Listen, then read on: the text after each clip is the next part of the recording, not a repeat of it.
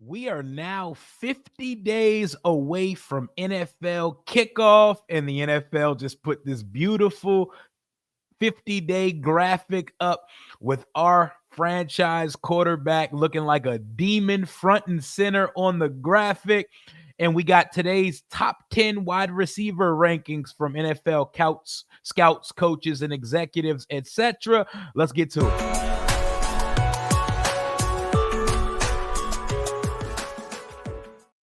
50 days, y'all. We are less than 2 months away from the start of the NFL season. 50 days from now, the Philadelphia Eagles and the Dallas Cowboys will be duking it out on Thursday Night Football. We will be watch partying it up on this channel over here. And as promised, as we grow closer to training camp, you're going to see a lot of me on these YouTube streets because 'tis the season. And with 50 days approaching to the season, the league puts out this graphic that says 50 days till kickoff. Who is front and center on this graphic, y'all? Look at Jaden Daniels. We got the guy who should have won MVP to his left faded out. We got the guy who won the MVP to his right, looking over both of his shoulders like they're his good and his bad conscience. To his bottom left, we got the best player in the league last year, Saquon Barkley, on our arch nemesis, Philadelphia Eagles. And you got the defensive player to his bottom right. Defensive player of the year, the best corner, best DB in the league, PS2, Patrick Surtain II. And when you scroll down a little bit, because this ain't the whole thing, you got the best two receivers in the league, the LSU tandem of Jamar Chase and Jay Jettas, and Aiden Hutchinson to his right. But let's start here. Let's start here before we get to these Terry McLaurin wide receiver ranking. Look at Jaden Daniels. Look at our second year demon. I woke up to this graphic at like 7:30 a.m. being sent to me by my son. Lil Rio was like, look at our quarterback on time, and Papa. Look at him, bro. Look at him. That looks like his villain anime arc has now started. We saw the last time he played what happened when we got 55-23 by the Philadelphia Eagles. If you forgot, a Philadelphia fan out there is going to let you know because they care more about that than winning the Super Bowl last year. But anywho, they got some demons on this poster. Surprisingly, Patrick Mahomes is not on it, but the league cannot wait to prop up other faces at the quarterback position, you know? So Lamar, Allen, and Jaden makes total sense for this graphic. People keep getting mad at us when I say that they want Jaden to be the face of the NFC because it lacks a quarterback face of the conference. The core four elite, top-notch, upper echelon quarterbacks of the league in consensus all play in the American Football Conference. Pat, AFC. Lamar, AFC. Burrow, AFC. Allen, AFC. The NFC is dying for a guy that exudes superstar charisma on and off the football field. A guy that they don't need to get on the timeline and defend his case like he's on trial just to be considered a top quarterback. That's the guy. You're looking at him right there. Love Matt Stafford. He's 37. Baker Mayfield, fine quarterback. Jalen Hurts has the hardware now, but they not this. They're not this, bro. You don't see our guy grayed out in the background. You see our guy front and center with his game face on, man, right over the 50 days till kickoff infographic. But I ain't going to spend all days glazing our guy on the graphic. We're here to talk about the top 10 wide receiver rankings coming off a day where Terry and his agent pulled off an expert negotiation tactic.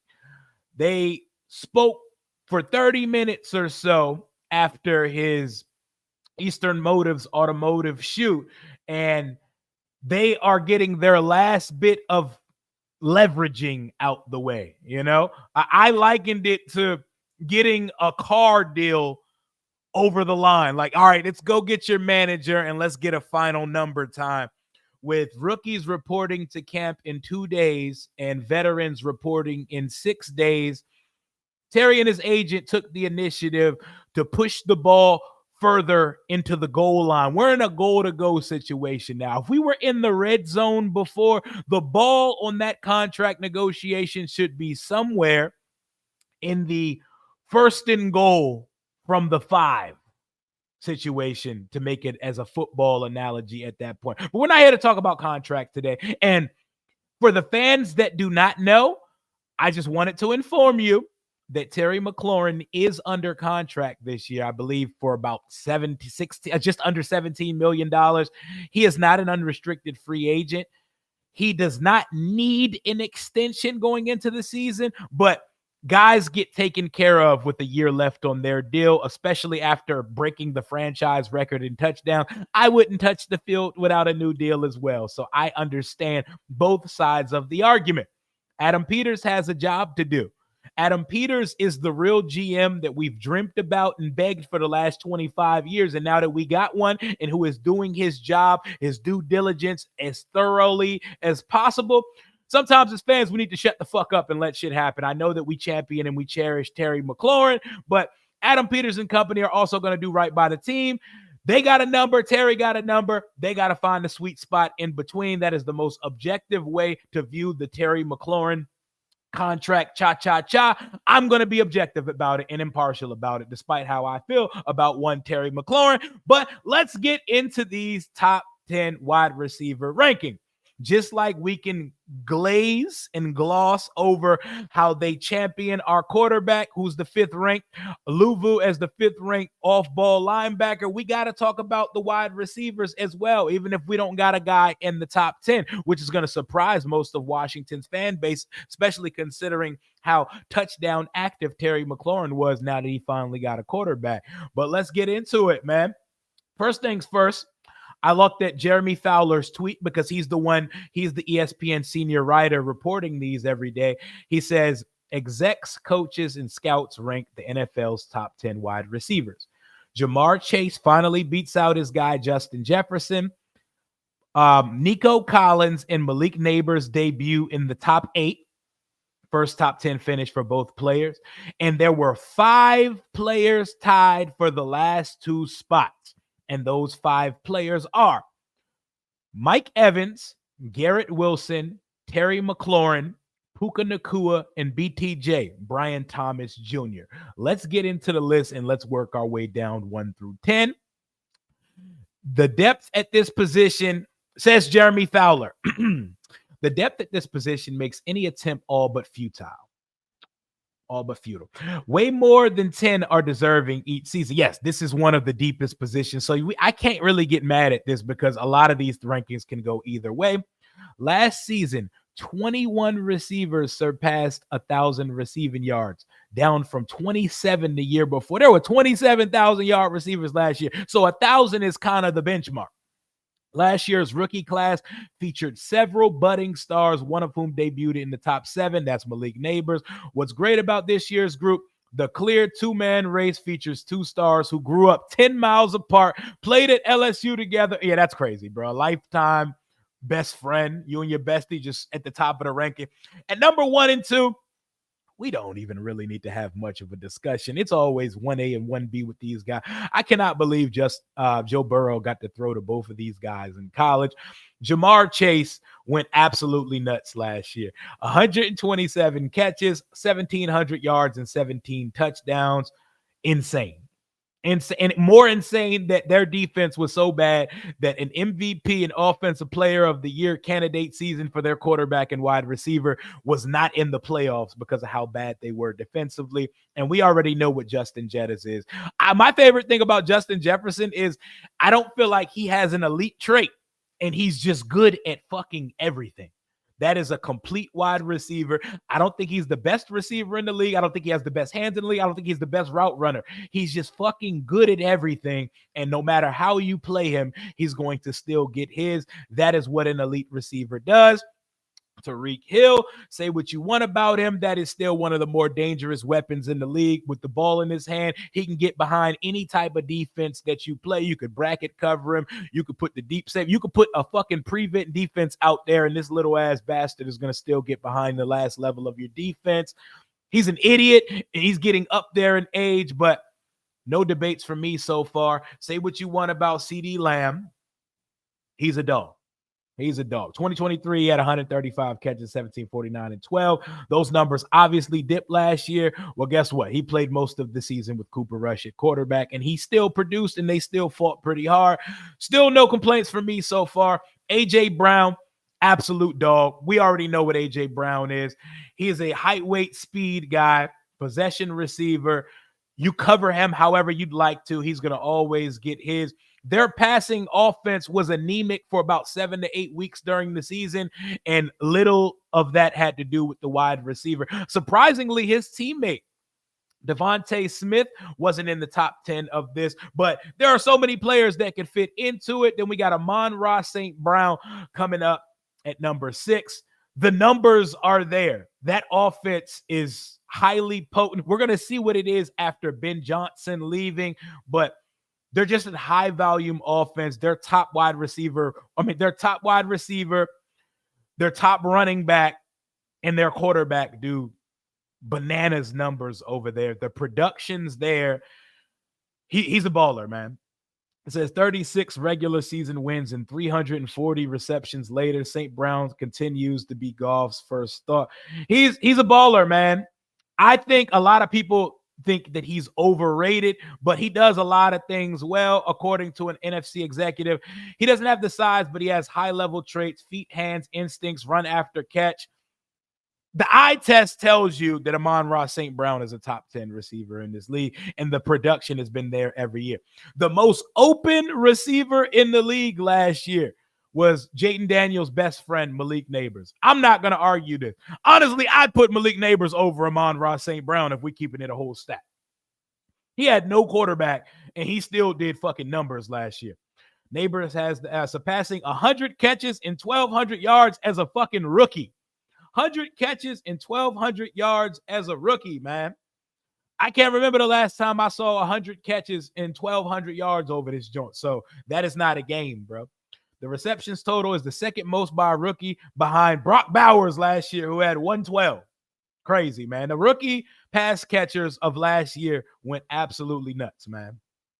He's a baller, bro. He's a ball. I liken him to being a jacked, souped up Odell Beckham. Like if Odell Beckham was built like a running back, that's what Malik Neighbors is. He's going to be a problem for years to come. I pray he never gets a quarterback so that he's disgruntled and gets the fuck out of New York when his rookie contract is done. Nico Collins is a dog, man. Nico Collins is one of those ones. When the rest of CJ Stroud's wide receiver room was on the injury list and dying last year, Nico Collins held it down for the boy, man. He held it down. He was on pace. He missed 5 games and still went for just under 70 catches and 1,006 yards and 7 touchdowns. He was on pace for 1,400, which would have been 3rd in the league if he played the whole year. Imagine playing 12 games and still having 1,000 yards. That's why 1,000 is not enough to state your case on some elite status type shit. For running backs and wide receivers, 1,000 is the benchmark. 1,000 is like throwing for 3,000 yards as a quarterback. You're supposed to throw for 3,000 yards as a quarterback. A starting receiver, especially your number one, 1,000 should almost be a bad season for your receiver if he plays 17 weeks. It's not enough. Nico Collins is a dog, man. Now he got some help over there. Tank Dell might be cooked, but he got Noel Higgins and Christian Kirk, CJ Stroud, and y'all got a run game to balance it out with Joe Mixon and company. That's a highly potent offense down in Houston. Nico Collins is one of those ones, man. Great blend of size and athleticism. This is the debatable one for me. If you're going to plug Terry in the top 10 from going into 2025 to me, personally, this is the motherfucker you're going to leapfrog that's currently in the top 10. The rest of the 9, you can keep them. You can keep them exactly where they are. I think this is where I would have Terry jump in if Terry was going to be in the top 10. And they say this is where it gets interesting. He was tied with Garrett Wilson, Terry McLaurin, Puka Nacua, and Brian Thomas Jr. for the last 2 spots. We put that group into a tiebreaker for several high-ranking evaluators, and Evans was deemed the clear number 1. Interesting, especially at this point of his career. He's 31 years old. If you're trying to win one game or win on third down, you're still picking him. He's crazy. He's 6'5", 230, and we know the streak. 11 straight years with at least 1,000 yards.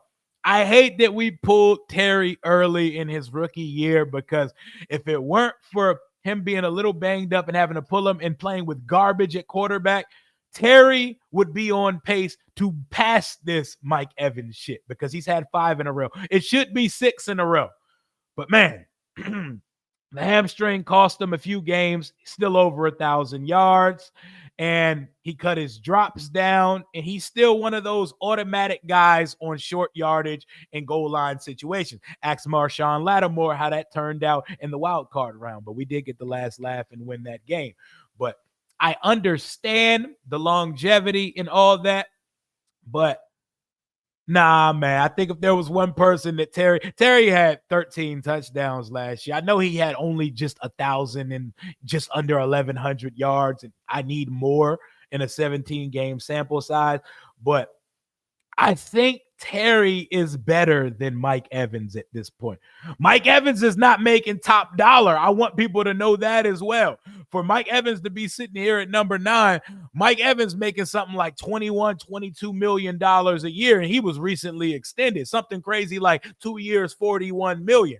Terry's seeking a lot more than that, because Terry is better than Mike Evans at this point, but he is Mr. Consistency, and he has the record for most 1,000-yard seasons in a row, and I expect that to continue given health in 2025. So I guess I get it, but nah, that's the one where I would plug Terry in. And at number 10, the guy who just got a big bag out of New York, one of the 2 guys who got a big bag because they got Sauce Gardner out the way as well. His highest ranking so far is number 6 this year. He's at number 10. Wilson makes the top 10 debut after 3 consecutive 1,000. No. His highest vote from vote getters this year was number 6. This is his debut in the top 10. And 3 consecutive 1,000-yard seasons. He's had at least 80 catches and at least 1,000 yards and 5 touchdowns all 3 years in his career so far. Well, he's averaging 5. I think one season he was short of it, despite trash can quarterback. I liken the quarterbacks he's played with to what Terry's dealt with here in D.C. He's played with a bunch of trash cans and the washed version of rinsed Rodgers. So he finds a way to still produce, even though he deals with a concentration drop or 2 every now and then. He is one of the best separators in the league, and that's what an AFC executive said. He produces, man. He produces, not given. He's fast as hell. He's a good route runner. The knock on him, it says he's a bit of a freelancer as a route runner. Some of the better guys in the league are. Jamar Chase can be a freelancer as well. Guys with a certain level of talent could get away with it. But I think Garrett Wilson is a top 10 receiver in this league, which goes to our guy, Mr. Terrence, as the first name on honorable mention. So the league has him sitting as the 11th best the 11th best wide receiver in the league. The blurb on Terry: Washington quarterbacks produced 133 passer rating when targeting Terry last year. Almost a perfect passer rating. 158.3 is perfection. Criminally underrated. Excellent route runner. Very good hands. Elite ball skills. Best body catcher in the league. Tremendous football makeup. He will really take off with that quarterback in that offense. In my world, Terry would hop Mike Evans and be in the top 10. There are so many fucking really good receivers in this league that the top 15 are all upper echelon. So I don't think this is disrespect. I don't think this is a knock. I think objectively speaking, our guy is right around this, the 9 through 11 area of receivers, especially last year in this league. Puka is a fucking dog. BTJ is an absolute demon. DK, we're going to see in Pittsburgh with Rogers what that looks like. T. Higgins is a high end too, would be a one on most teams. Devontae Adams is old, reliable, and still gets it done. And the other guys who received votes, Devontae Smith, Lad McConkey, who's a hooper. Smith and Jigba, Jameson Williams, DJ Moore, Chris Godwin, George Pickens, Calvin Ridley, Jalen Waddle. And now Terry actually has a running mate in the wide receiver room in Deebo Samuel, the best running mate he's had since he's been in this league. So we're going to see just how much he ascends going into 2025. I don't think it's disrespect. I think there's just such a logjam of phenomenal talent at the wide receiver position, and the longevity of Mike Evans is what put him there. The rest of the list looks good to me. Let me know what y'all thoughts are. I know what the fans are going to say. I know everybody's going to cry disrespect and a whole bunch of other things, and y'all are fair to feel that way because I would have Terry replace Mike Evans on that list. But let me know in the comments what y'all are thinking.